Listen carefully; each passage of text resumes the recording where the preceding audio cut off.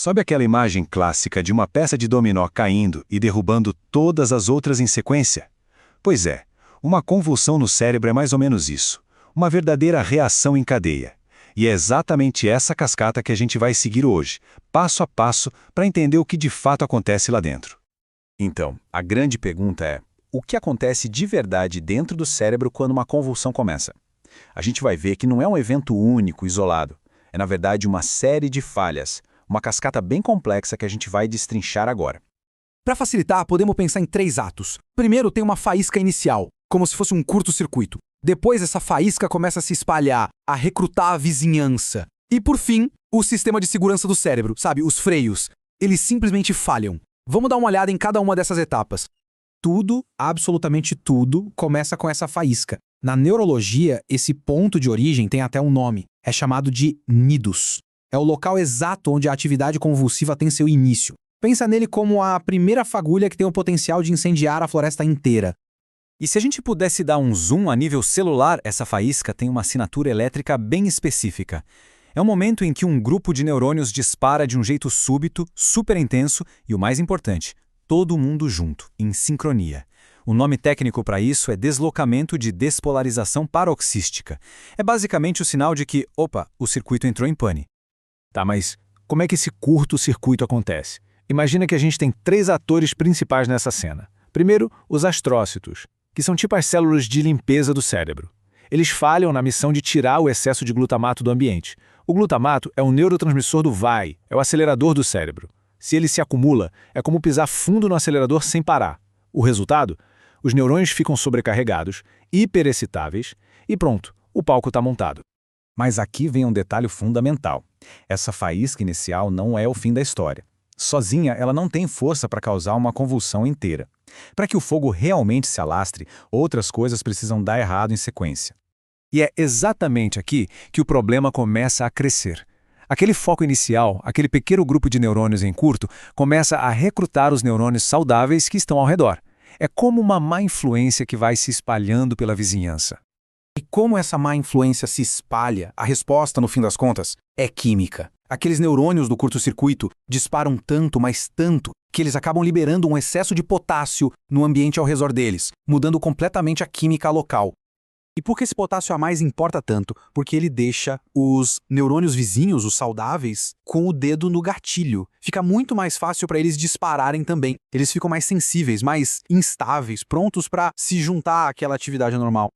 Esse desequilíbrio químico coloca os neurônios num estado bem perigoso, que a gente chama de parcialmente despolarizado. É como se eles ficassem presos no modo de prontidão, sem conseguir relaxar de volta ao estado de repouso.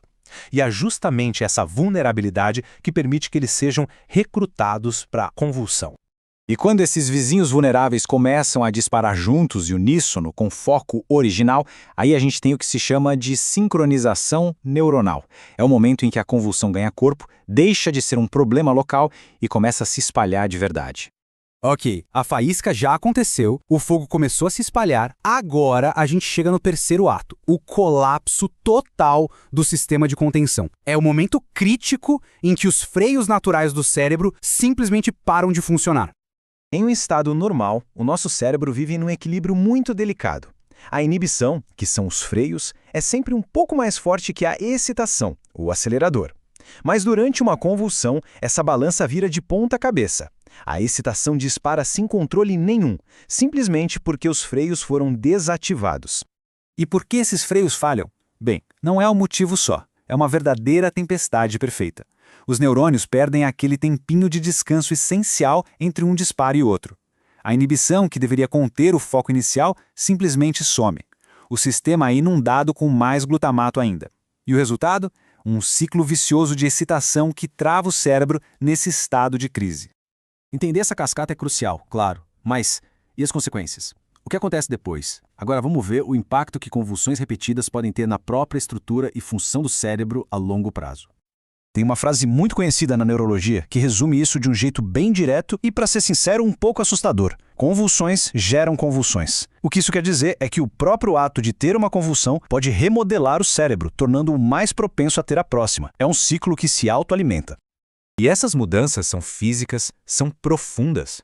O excesso de cálcio dentro das células pode alterar a estrutura delas. A expressão de certos genes pode ser modificada. E, o que é mais grave, as vias de morte celular podem acabar destruindo justamente os neurônios inibitórios, os freios, o que deixa o ambiente cerebral ainda mais propenso à excitação. E tem uma área do cérebro que é particularmente vulnerável a isso tudo, o hipocampo, que é o nosso grande centro de memória. Os circuitos deles são feitos para se fortalecerem com o uso repetido, o que é ótimo para a gente aprender e memorizar as coisas. Mas essa mesma característica o torna um terreno muito fértil para convulsões. E falando em fortalecer circuitos de forma saudável, se você é estudante e quer se preparar de verdade, entra agora em medicombi.com.br, baixa o app e aproveita o maior banco de questões do Brasil, com provas anteriores de todas as instituições, questões comentadas, resumos práticos, aulas completas e flashcards prontos para revisar onde quiser. E é por isso que entender essa cascata em detalhes é tão, mas tão importante. Cada passo, desde a faísca inicial até a falha completa dos freios, é um alvo em potencial para um tratamento. Conhecer o mecanismo da falha é o primeiro passo, é a chave para a gente poder um dia desenvolver terapias que restaurem o equilíbrio natural do cérebro. O que nos deixa com uma última reflexão. Se as convulsões podem, de fato, remodelar o cérebro para pior, criando esse ciclo vicioso, a grande pergunta que fica para o futuro da pesquisa é como a gente pode intervir antes mesmo que a primeira peça desse dominó comece a cair.